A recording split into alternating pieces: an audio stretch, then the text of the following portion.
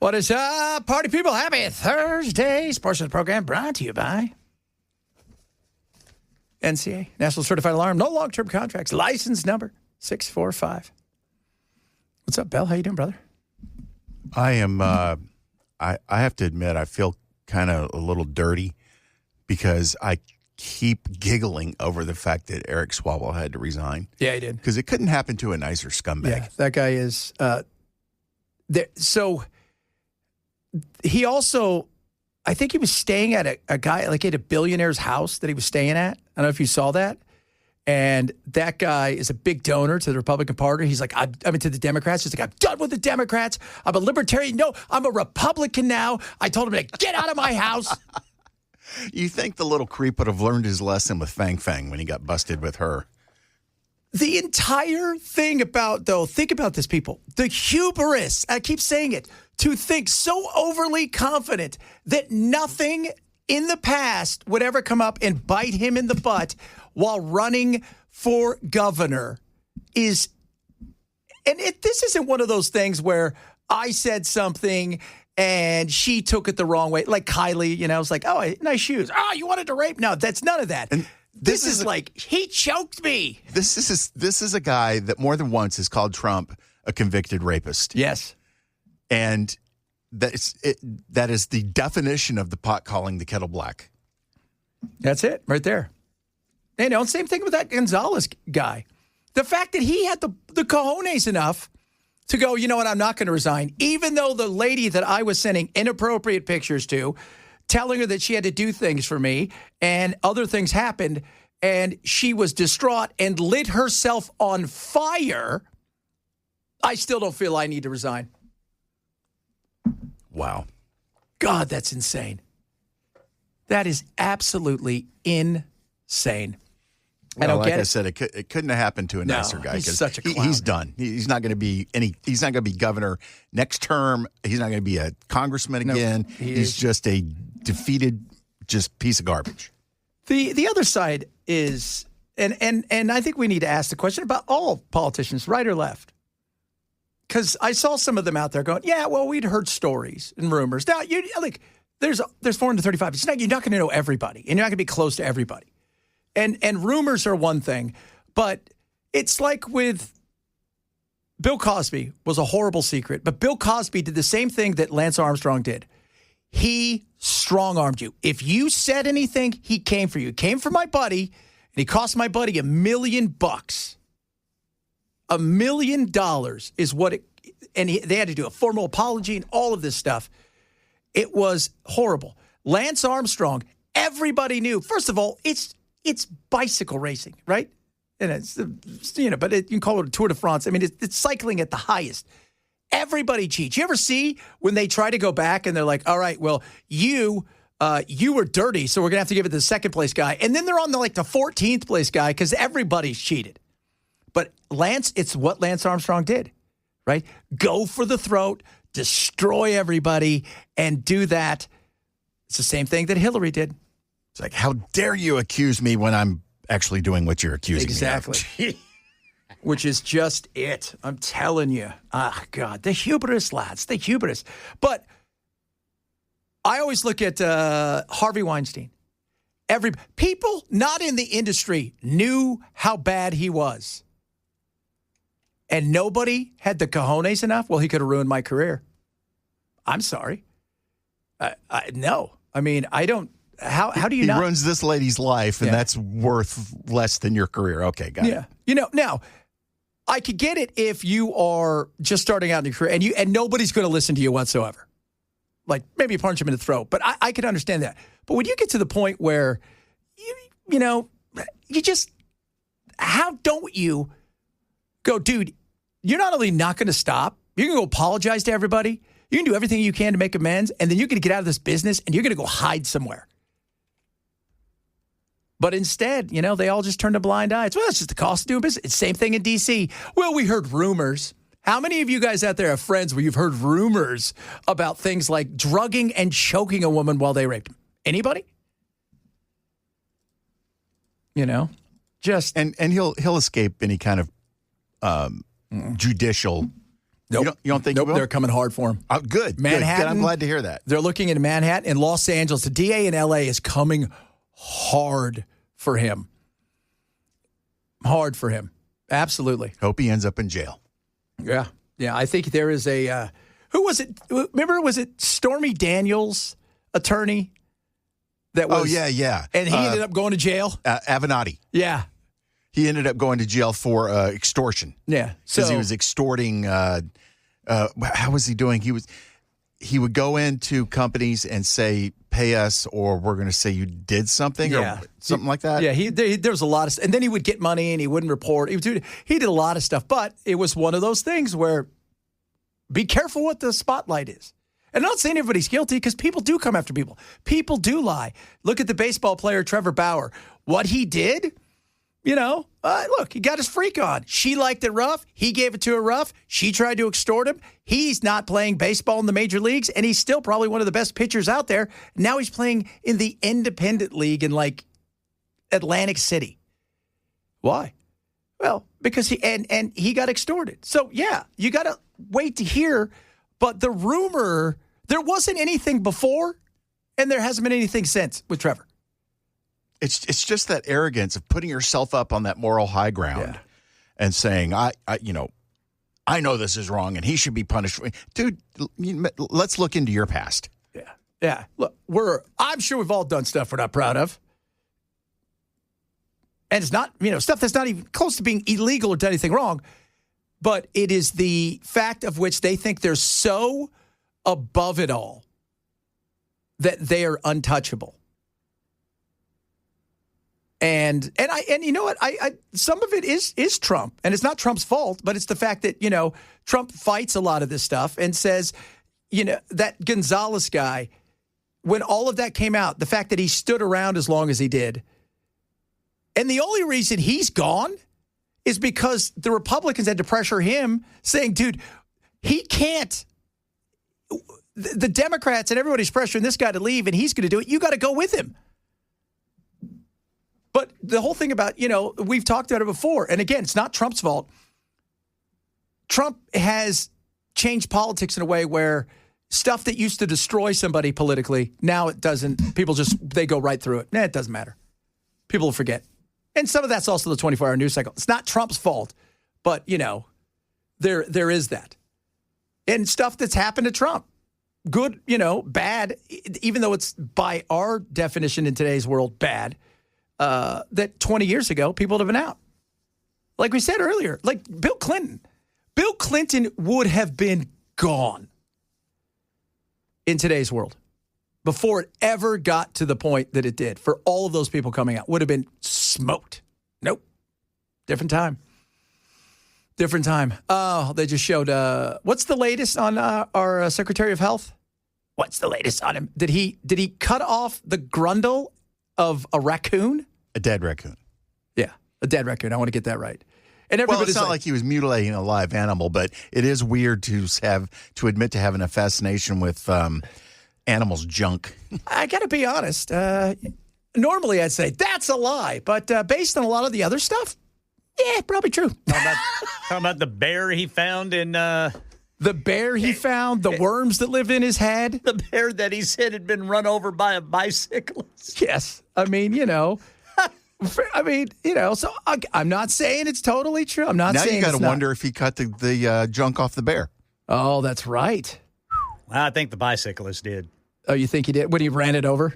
Because that's how... They couldn't find it afterward. And then he left and he goes like, hey, I should go get some dinner and hang out with my friends. Oh, my God, I forgot. I have to go tomorrow to a different country, and I got a dead bear in my car. It's found it in Central Park. I'm just going to throw it down here, and it'll be a mystery. Threw it out in Central Park. So I just so insane, and then the whole I'm snorting coke off of toilet seats. I got nothing to worry about. I used to snort cocaine off of toilet seats. It doesn't have any sugar in it. So, how did we get here, people? How did we get here? I have no idea. Did you see that killing in Virginia? Yeah, the lieutenant governor, former lieutenant governor. Yeah. Good God. Murder-suicide. What the hell happened there? something going to come out. That's just insane. So it's all happening, kids. It's all happening.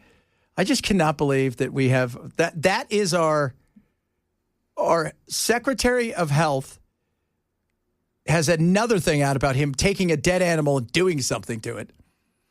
At least this, did he put it anywhere? Did he say how it died? Was it run over by a kid on a scooter? I don't know. Right. We've got Pete Hegseth quoting something, a Pulp Fiction movie. Ezekiel Tarantino. Did you hear that? No. You haven't heard it? No. Oh, today, yeah. He was like, there's this prayer out about, check this out. He's talking about the pilots. To all Sandys, all those A-10 crews, prior to all CSAR missions, but especially this CSAR mission that happened in real time, they call it CSAR 2517, which I think is meant to reflect Ezekiel 2517.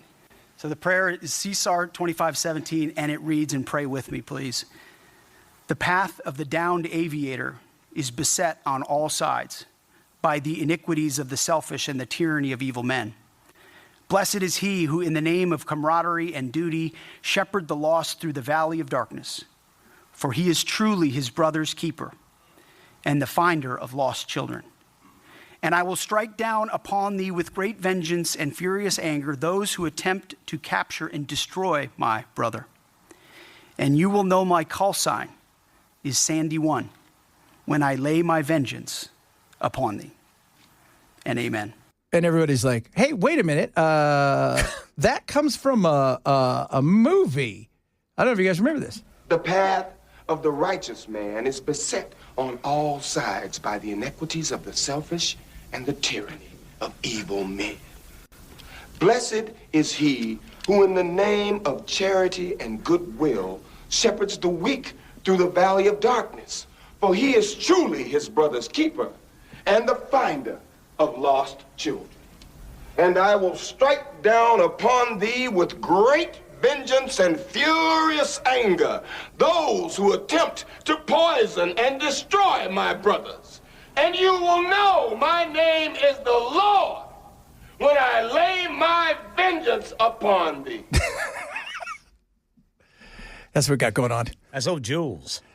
Oh, God, that was such a great movie. Was it not? Yes. It was outstanding. What are you going to do with them? Oh, I got a plan. We're going to have some people come over here and we're going to get medieval on these guys. Yeah. That was so great. I'm not done with you by a damn side, hillbilly. That was so just when I saw it in the theaters, I was like, what's oh, there's a gimp. Oh, what is this about? Yeah, that I did not see that scene No, at all. Out of nowhere. Here it is. You're like, what is this about? These guys are fighting in a pawn store. Next thing you know, they're downstairs, and here comes a gimp who's living in a box. Get him.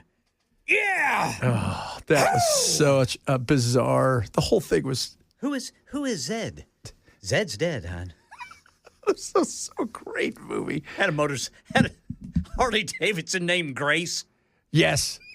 What about us? There is no us as long as you leave. Okay. Remember he was supposed to throw the fight, and then he knocked him out like 2 seconds? And killed him. Yeah. Zed's dead. Oh, lordy, what a day. So much stuff to get to today. Pilot's doing a meow, and we're going to talk about it, right? Meow. If you guys didn't hear, that was so weird.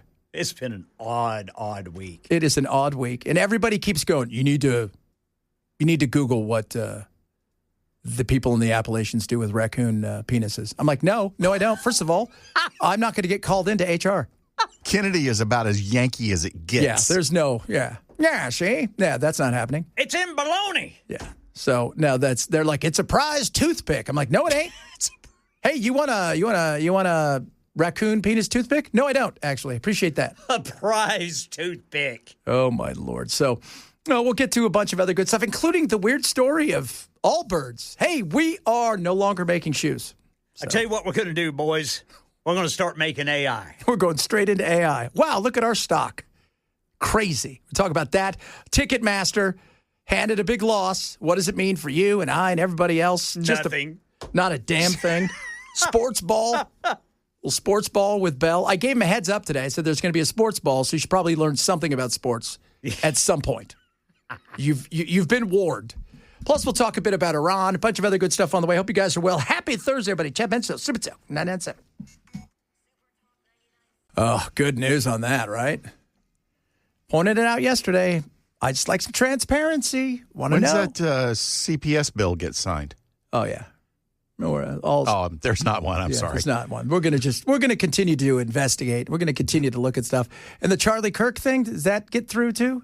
Where you can't, what's the new rule going to be? You can't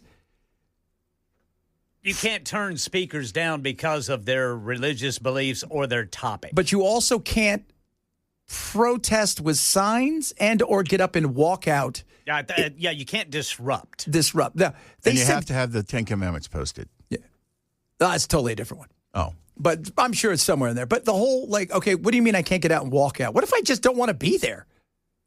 What if I'm like, oh, God. What if my walkout is a protest? Yeah. That's speech. I think that somebody's going to challenge that, and that's going to get shot down.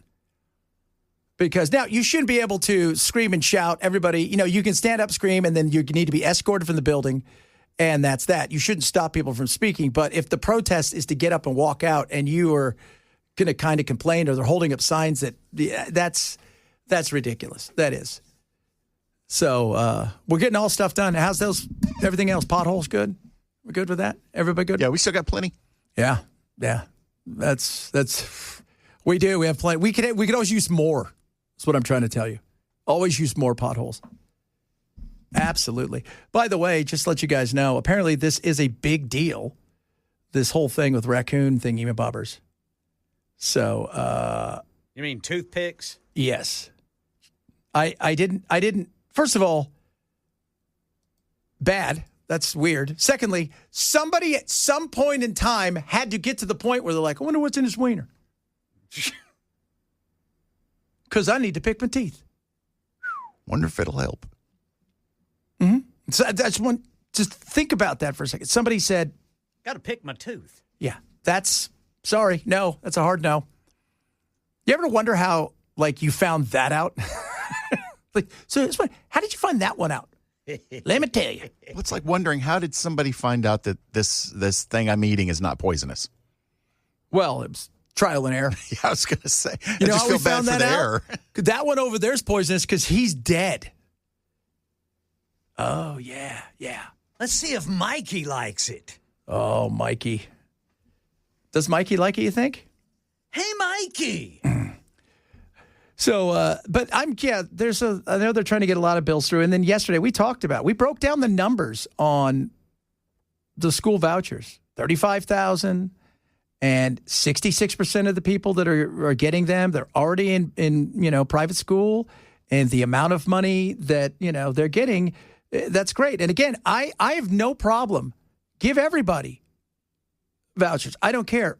My issue is how you sold it isn't the way it's working. Welcome to modern politics.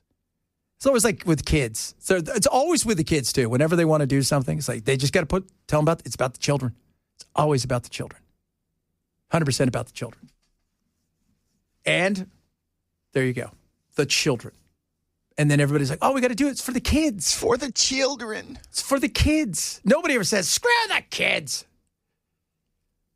We have to go in debt for the children. For the children. It'll be good for them to be broke when they're an adult. Oh, my Lord. Speaking of that, yesterday, we were talking. Yesterday, it was one of those days where we pissed some of the boomers off. So I want to let you guys know, I wasn't trying to be mean to the boomers, okay? I wasn't. And we tell you guys, don't take it personal. We're having fun here, okay? In our generation, we were actually, Ken, we were talking to the big boss today about the Gen X. We're not going to have a president. Yeah. And which is probably a good thing. Yeah, that probably is a good thing. Because you know why? You get a lot of this. And it won't be performative like you get now. It'll be like, really? Are you that dumb? What? Don't you just want that? Oh, God, really? Another one? Oh, lordy, lordy. All right, coming up. It has happened. I think Ken got it right when I said, what will happen with Live Nation and Ticketmaster? Probably nothing, but you know what? Slap on the hand. If that. But could they try to break them out? They could do a lot of things. We'll talk a bit about that. Allbirds decided, hey, I'm not into shoes. I'm into AI. All you got to do is slap AI on something, watch your stock rise. We'll talk a bit about that as well. And again, we have Sports Ball with Bell coming up a little bit too, because it's always good to know with Bell exactly what's going on. Chad Benson Show, Super Talk 99.7.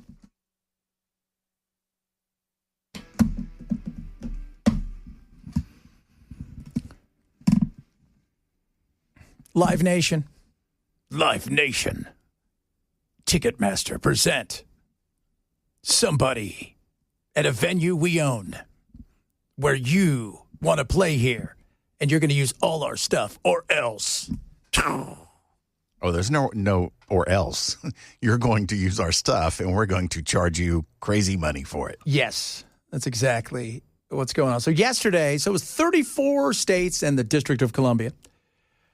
Jury came back and said, yeah, it's pretty much monopoly. And you can't have that.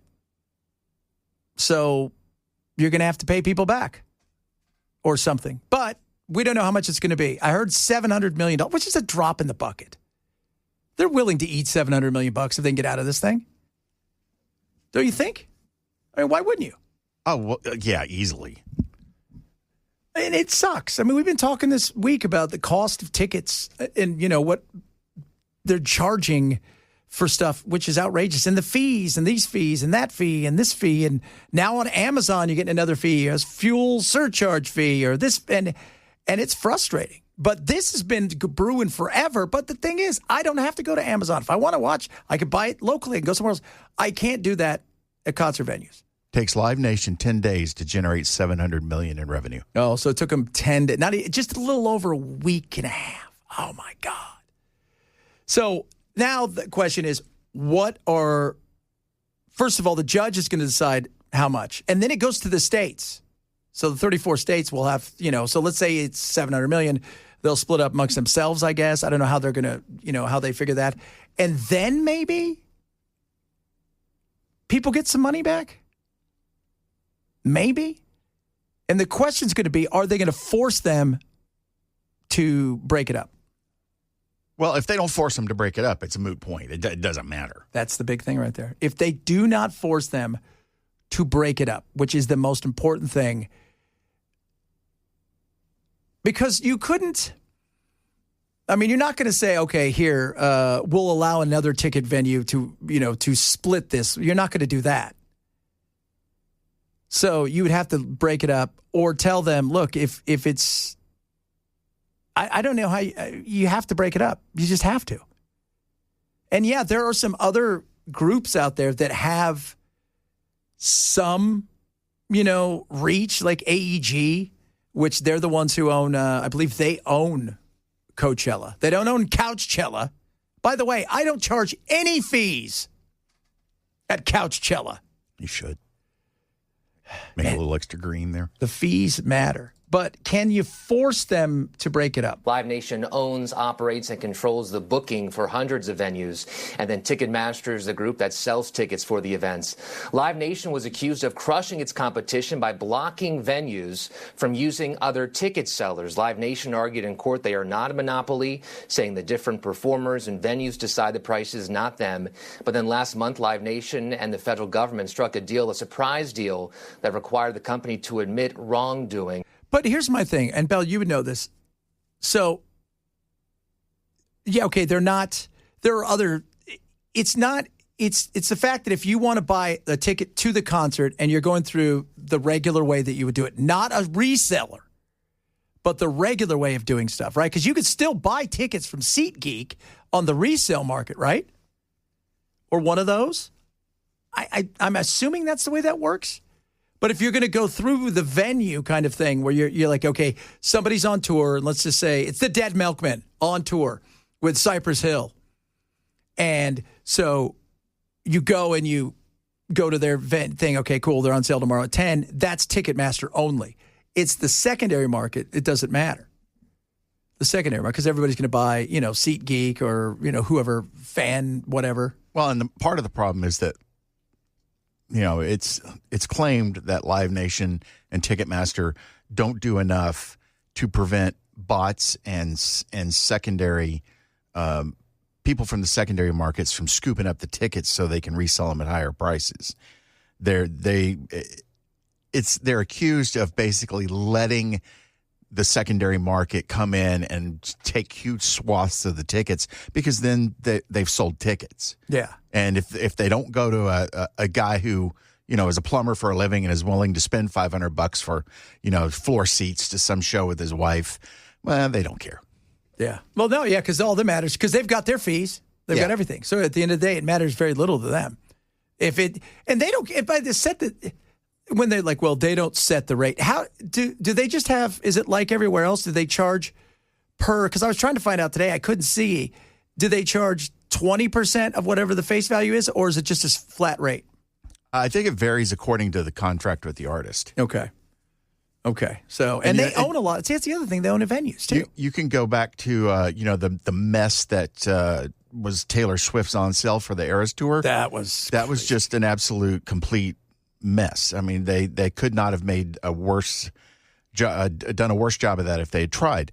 And then it was like, okay, we've got this fixed. We know what we did wrong. This won't happen again. And then Metallica plays the Sphere, and they have the exact same problems. Yeah. And really was the Taylor Swift thing because it upset, and it upset the kind of people. Metallica people were pissed, but they're not Swifties. Swifties did something where they went straight to the internet and they complained in the tens of thousands and millions, and that got everybody to take notice. But it goes to show that the problems they claim were fixed were not fixed. Yeah, they're not fixed. No. They're not going to. And like you said, it takes 10 days to make that money up. Hell, you know what? We'll call it a cool billion. There you go. So was that another 3 days on top? Mm-hmm. No big deal. 2 weeks. 2 weeks. We're living like, all right, guys, 2 weeks. We'll give you 2 weeks of our money. It'll all be good. The other 50 we keep. The other 50 weeks we keep. That is just, God. And we're still a monopoly. And they own the venues. So it's not just that they're promoters. They own the venues. So if you want to go and play there, it makes it harder for independent groups to go there. So if, Chad and the Weasels want to go play there. That's the name of the band, Chad and the Weasels. You guys are the Weasels, by the way. So, and we want to go play there. So we're going to, let's go play here. And we're like, you know what? We don't want to use Ticketmaster. They said, well, sorry, you're not going to play this venue. So you're doubly screwed. You can't even go, I want to work with you, the venue, because no, we own the venue. And it's not necessarily, there are some instances where you might be able to go to a different venue that another promoter has access to, but that's a rare occasion where that can happen. Yeah. If Ascend Amphitheater tells you we're not going to let you play here, you don't really have any other choices or in Nashville proper to go to. You're going to play Bridgestone? Well, can you sell out Bridgestone? And even if you can, who do you think is selling those tickets? Yeah. Ticketmaster. It's everywhere you go, you're either working with them or a subsidiary of them, and that's the issue. And yes, there are other groups that you can work with, but a lot of those groups are regional, and they don't have the same reach. So, man, we'll see. Again, I think Ken was right. You know what's going to change? Nothing. Nothing is going to change. Meanwhile, speaking of change... Allbirds has announced its business will go from making sneakers to building artificial intelligence infrastructure. The company, which is changing its name to Newbird AI, says its aim is to be a fully integrated GPU as a service and AI native cloud solutions provider. That means buying and renting out computers to AI developers. It's a stark pivot for the ailing shoe brand, which last month announced it's selling its assets to a brand management company for $39 million. Mike Dubusky, ABC News. A few years ago, they're worth $4 billion. So they're pivoting to AI. Well, that's a collapse. Yeah, that is a collapse. Because come to find out, other people also make shoes. I was unaware of that until recently. So what other weird companies or companies have done weird things, started out as something and did something else? Quaker Oats started out as cereal. You know where they make a lot of their money? Video games. What? Yeah, video games. Yeah, for those of you who don't know, they bought Fisher-Price, And they then went on to buy Atari. They own Gatorade. Oh, and they also made bombs. Not movies, actual bombs. How weird is that? That's variety for you. The other ones, like Nintendo. Nintendo was a trading. They were playing cards. Yeah, they started in, what was it, 1800s? Yeah. 1872? Something like that, yeah. And that's how they started out, as playing cards. Then they went into love hotels, taxis, instant rice, and then they're like, screw it, let's just do video games. That's crazy. Nokia. You guys know Nokia? They were a paper mill. Then they were into rubber boots. And then somebody says, you know what we should do? Phones. Phones. What? Phones? Lamborghini. How do you think they started out? Spaghetti. Tractors. Oh, I was close. Yeah. Yeah. They started making tractors, and then the founder got mad at Ferrari, and he says, I'm going to build a better car.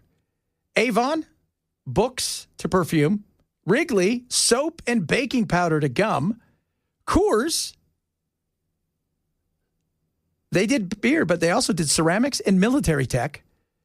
I mean, there's so many of these companies that pivot, and you're like, how did this start again? Oh, it started like this. That's so weird.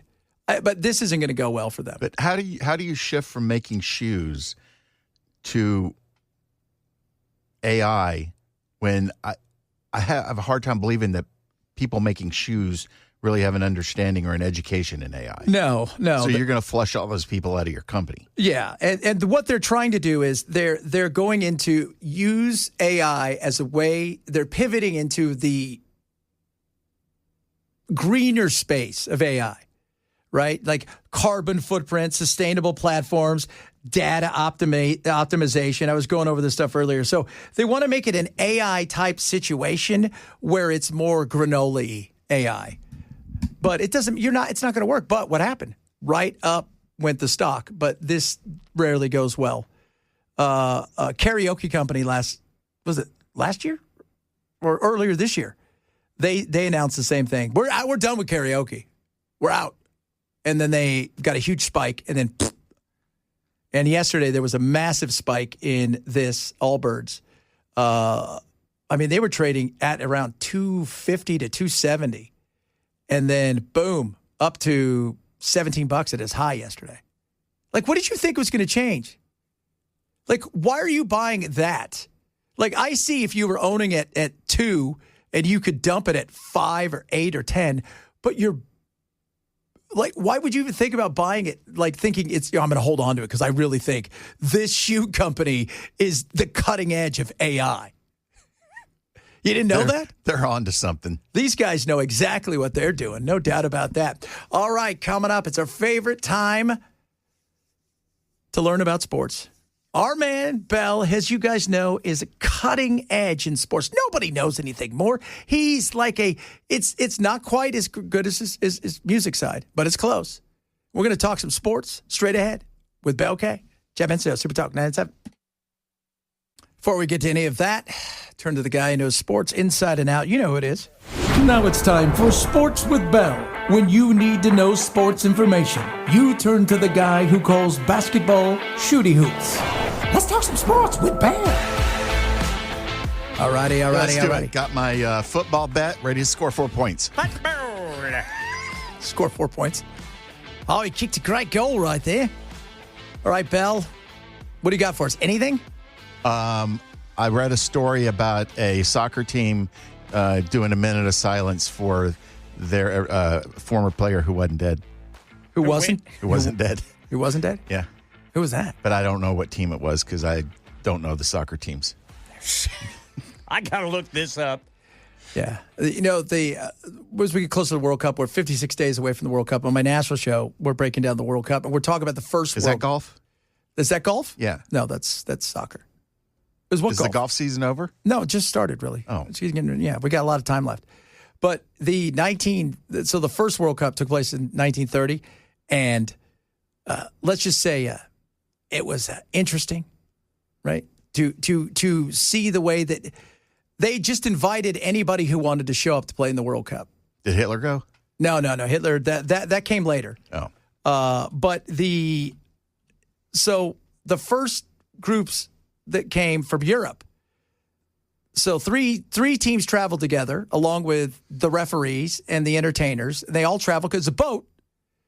Romania wasn't going to allow their players to go until the king said, if you guys don't let the players off work, I'm shutting all of your businesses down. And they're like, we've had a rethought. We wish them all the best. Yugoslavia was supposed to pick up Egypt, who said they were going to come, but they didn't get to the port on time. So Egypt just missed the World Cup.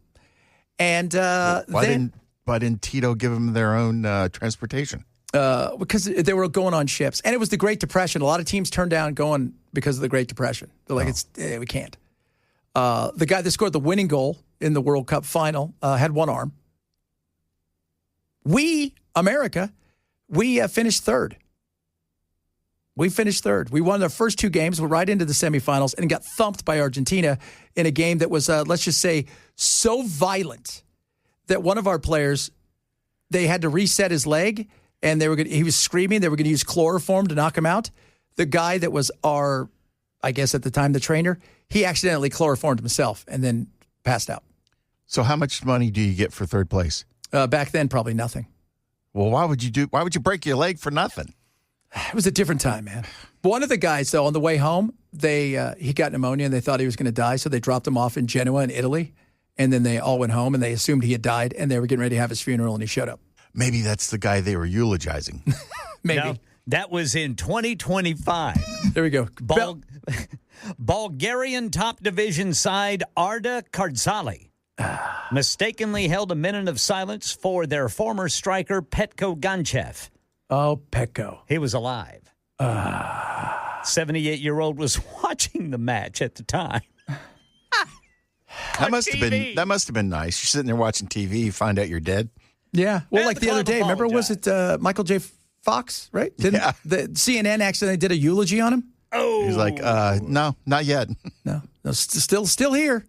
It's like I'm Still shaking, but I'm still here. Oh my God. I think back in the 90s that happened with Bob Hope. I think ABC News actually broke in and said Bob Hope was dead, but they had to come back on and say Bob Hope is not dead. He played golf. He did play golf. He played a lot of golf. That was kind of his jam. That's why when you go out I know stuff. When you go out to the desert out in Palm Springs, there's a lot of stuff named for presidents and named for old actors, and a lot of this stuff, when you go in there to play golf, it's pictures of Sammy Davis and all of them playing golf. All right, coming up. Oh, yeah, Sam. All right, coming up next hour, we're going to talk some Iran. What's going on over there? Apparently, we just announced that there is a ceasefire deal with Israel and Lebanon. Israel said, slow down. So we're talking a bit about that, a bunch of other good stuff on the way. If you missed the show, shame on you. Got the podcast. Hour number 2 straight ahead. Chad Benson Show.